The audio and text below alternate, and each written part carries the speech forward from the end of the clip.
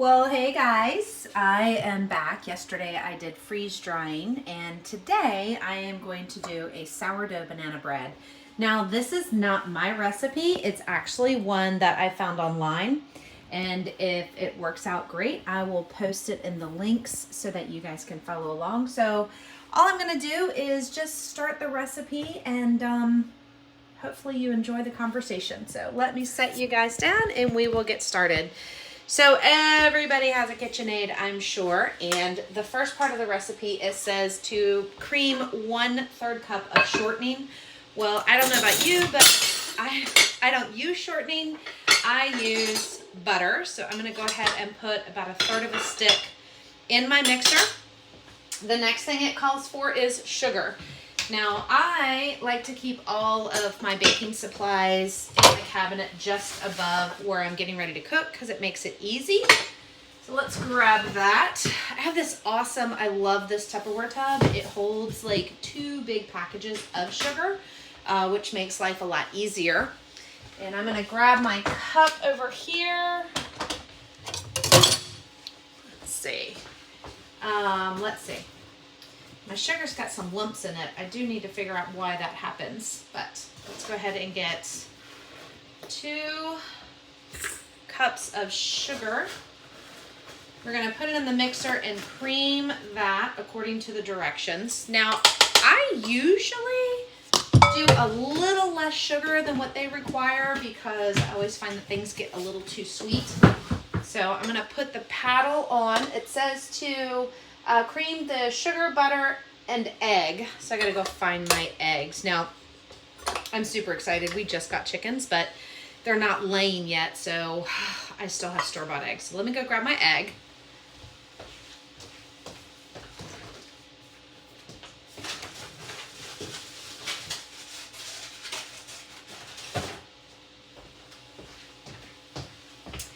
Guess it would help a whole lot if I got all my supplies ready, but you know, I'm pretty new to doing these live videos, and of course, as we get better at all this, the production seems to get better. So I'm going to turn this on. It's going to get loud for just a few minutes, but I will be right back.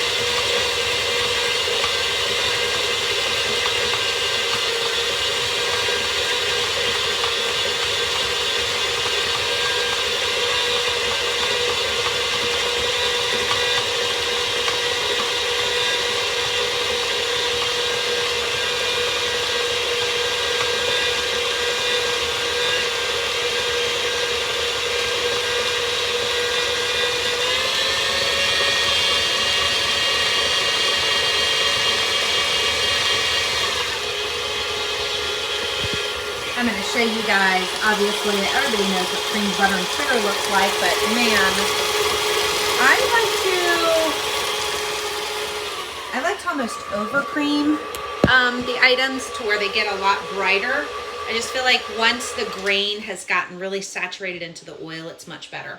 So now this recipe calls for 1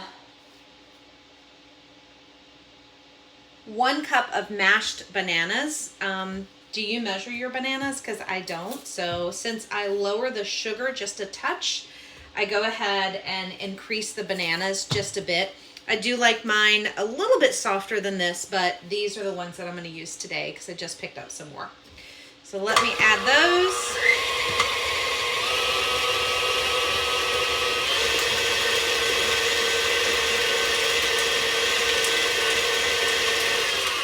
Now that's starting to come together really, really nice.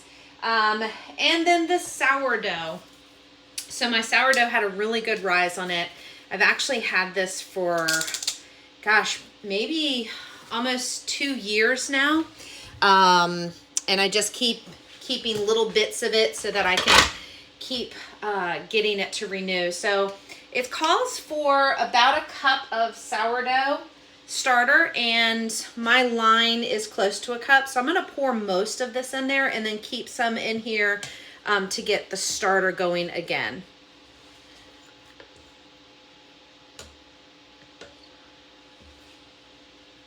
Now I've kept just a little in there, just enough to add some more flour, water, and then let that revive for tomorrow. And then I'll make more sourdough. So I'm gonna go ahead and stir that in. This will give it a nice tangy flavor to offset the sweetness. All right, that's done. So now we go into the dry ingredients. I'm gonna set this back just a little bit so that we can grab our dry ingredients. You guys, if you don't know this, save your banana peels, put them in water, and then you can use that to fertilize some of your vegetable garden. And then we have chickens, so I do save the shells. I rinse them, save them, and then I'll mash them up to give to the chickens for grit. So make sure you're using all your scraps as best as you can. All right, so now we're gonna call for 2 cups of flour. Again, I keep everything right here by the shelf. Makes it super easy. I'm gonna go grab another bowl.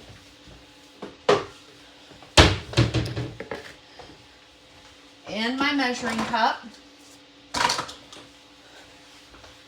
So 2 cups of flour. Whoops. Well, that was right, silly. This is what happens when you're live. So 2 cups of flour. I do not have a clean 1 cup measuring. So I've got 3/4, 2 3/4, and then I'm going to do a little bit more. I don't know about you guys, but I have been baking enough to kind of feel my way around the kitchen and not have to be really, really super specific. The next thing it's going to ask for is baking powder, baking soda, and salt. So, baking powder. I've got my little handy dandy container to put my teaspoons in. And again, I have run out of clean spoons, so I'm going to have to use a smaller version. So there's 1/4 and 1/4 to make a half. Oh, it wants a whole. So I need 2 more of these. So a whole teaspoon of baking powder. Seal that up, put that right back in my cabinet.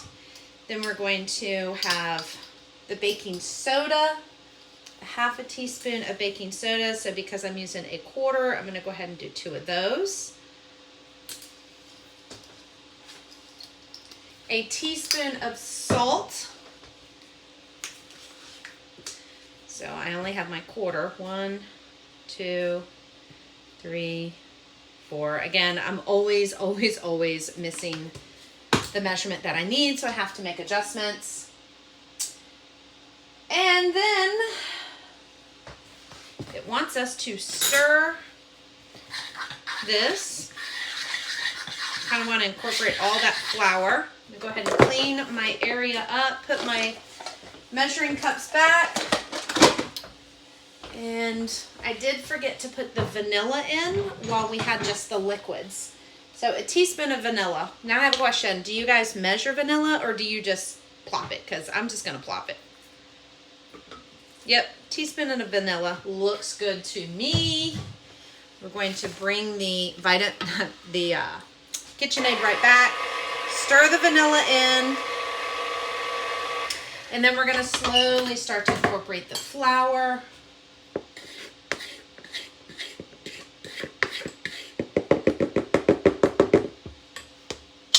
We'll do that bit.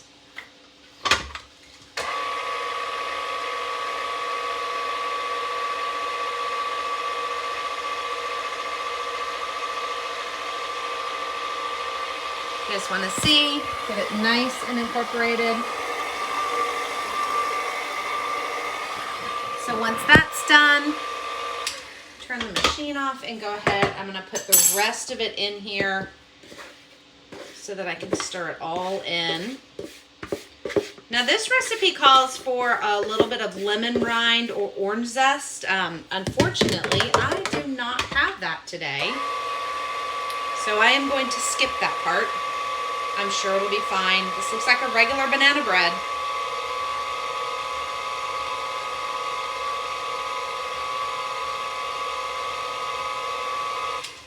All nice and mixed well. Let me rinse my hands.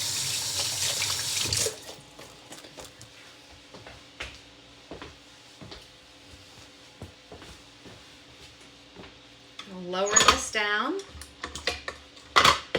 Take the beater out. You know, I can never find a spatula that does this better than my hands. So I'm just going to use my hands to get all of the dough off. And then there we go. And we are going to use the spatula to mix it all up. There we go, my sourdough. So now we're just going to take this and look, it's nice and thick, not too runny. I'm going to give it a good stir. Give it a good stir to make sure that all the flour is incorporated. And down at the bottom, it was still just a little bit unincorporated at the very, very bottom, and then of course on the sides. Now that did not take very long. So mamas, don't go out and buy tasty cakes. Make banana breads. It's a nice incorporated banana bread. So let me go get my bread container.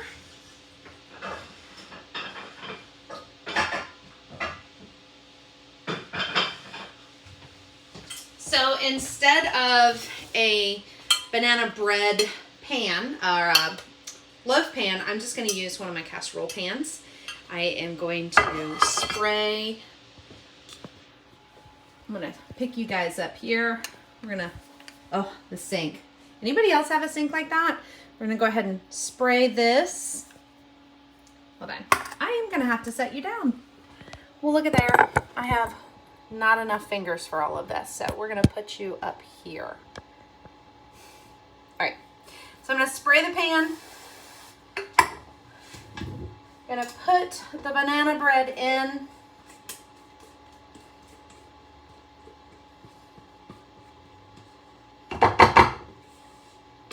You know what? Next time I do one of these lives, I promise I'll be a lot better at it. I probably will need to take my ring light, set it up. All right. So let me show you guys what we have here. Yes, that looks amazing. All right. So the recipe calls for this to go into a 350-degree oven for 1 hour. So I'm going to go ahead and set my timer, and you'll just have to look for the update in the video. I'll add the finished product as the thumbnail. But thanks for watching, and I hope to start doing more of these. If you have any questions about the freeze dryer or multi-purpose cooking where you can use one night of cooking to scrap it down and make more, I would love to chat with you. Have a great day.